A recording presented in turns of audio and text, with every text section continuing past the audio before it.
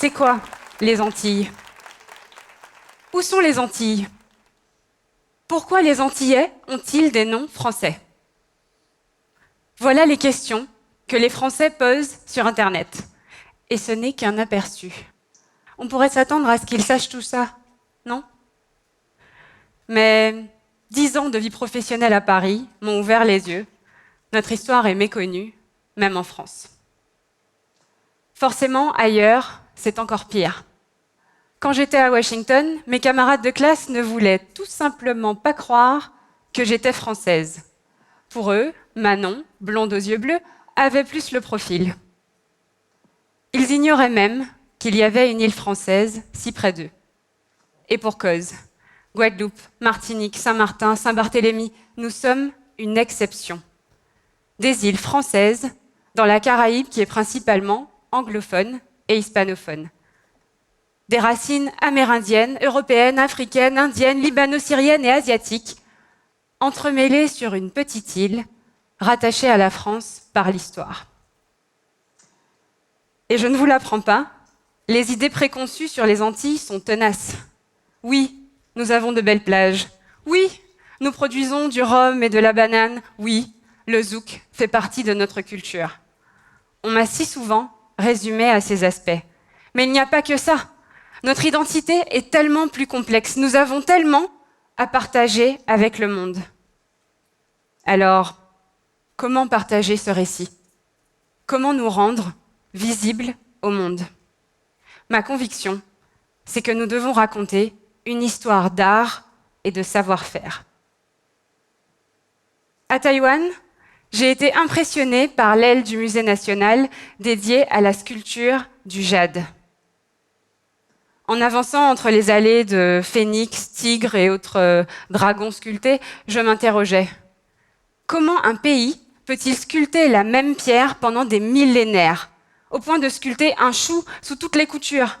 Qu'est-ce que cela dit de sa population?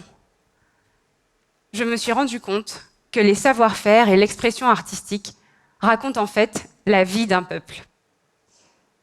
Et c'est là que j'ai réalisé que je ne connaissais pas tout à fait mon île.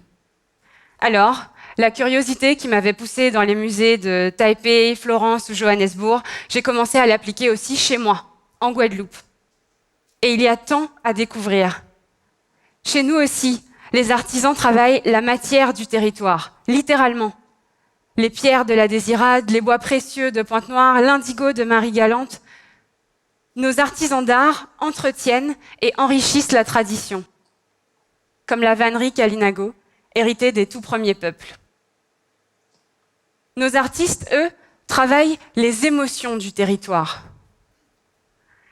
Cédric Hicham Calvados photographie le carnaval et nous aide à sentir toute sa portée symbolique.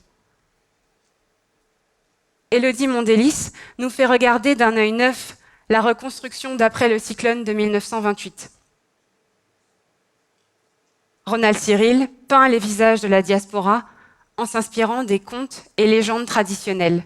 Ils sont tous des conteurs extraordinaires qui nous réinterprètent, nous émeuvent et nous transcendent. En fait, les artistes sont nos meilleurs ambassadeurs.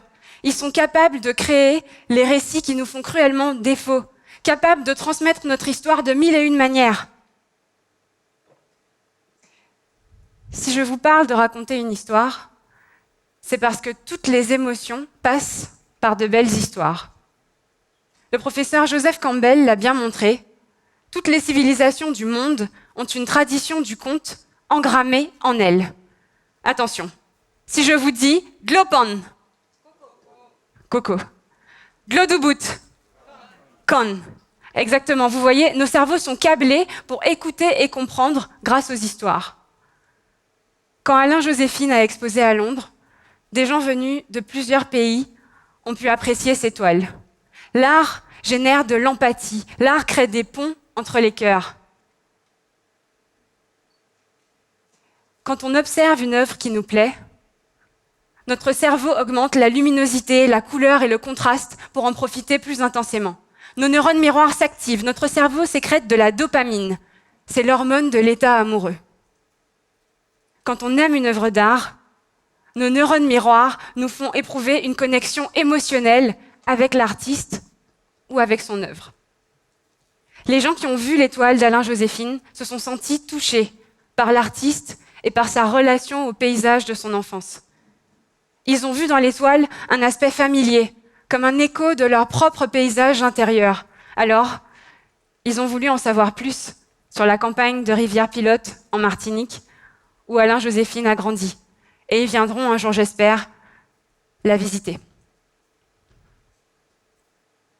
Plusieurs territoires ont réussi à raconter une belle histoire d'art et de savoir-faire, inscrivant leur nom dans la conscience collective.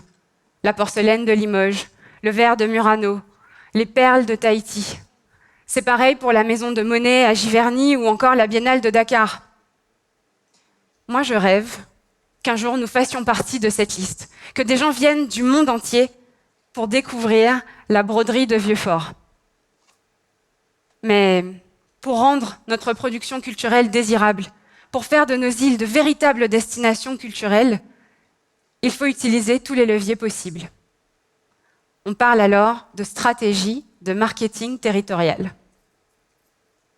En voici un exemple. Vous connaissez tous ce logo, n'est-ce pas?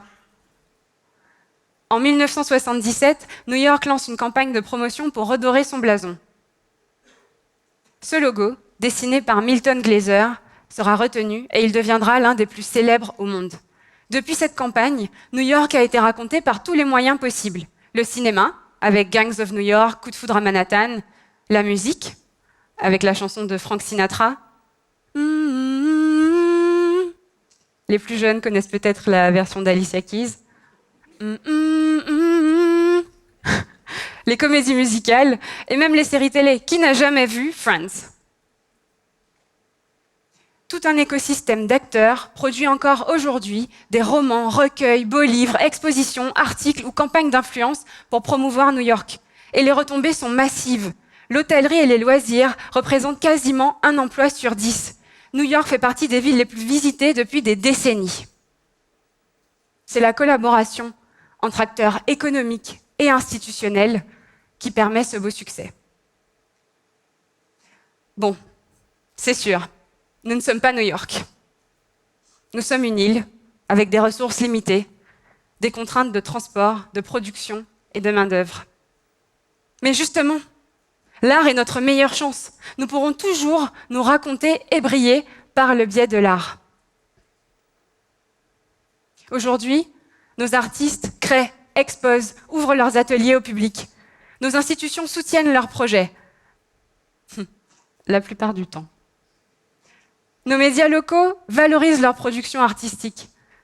Nos créateurs de contenu filment, photographient, documentent leur travail.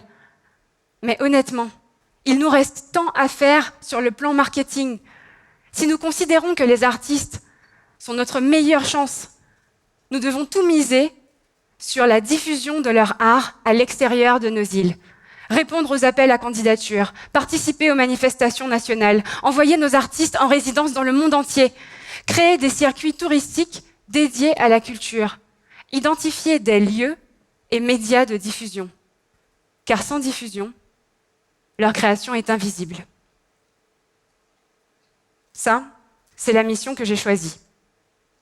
Partager les démarches des artistes qui m'ont touchée. J'ai créé une galerie en ligne pour les faire rayonner et pour donner une autre image de nos îles par la même occasion. Partager leurs démarches, mais surtout la diffuser en dehors de nos îles, sur des salons, des foires internationales, dans des galeries ou tout autre lieu d'exposition. L'objectif, entrer par effraction dans le marché de l'art. Je rêve d'aller encore plus loin et d'ouvrir un jour un lieu dédié à la culture antillaise dans les plus belles capitales. L'exemple de New York nous l'a bien montré. Collectivement, en embarquant toutes les énergies, nous pouvons amplifier notre propre histoire d'art et de savoir-faire. Et nous en sommes capables. Marie Galante réussit à attirer des artistes de toute la Caraïbe, d'Afrique et des États-Unis à l'occasion du festival Terre de Blues. Mais c'est aussi à chacun de nous de soutenir les artistes. nous pouvons devenir les premiers promoteurs de la création artistique locale. Nous pouvons visiter les expositions, partager les activités culturelles, transmettre ce goût à nos enfants. Pourquoi pas commencer une collection même? Acheter un dessin, c'est déjà un acte militant. Le partager sur les réseaux sociaux, c'est déjà une manière de soutenir nos artistes et de faire rayonner notre île. Chacun de nous peut suivre ce chemin que j'ai emprunté il y a quelques années. Explorons les savoir-faire et les démarches artistiques de notre île. Identifions les récits qui résonnent en nous, en quoi ils représentent un fragment de notre identité. Et partageons avec fierté cette tradition, ce film, cette toile ou cette danse qui nous ont émus. Alors, peut-être qu'enfin, le monde saura qui nous sommes.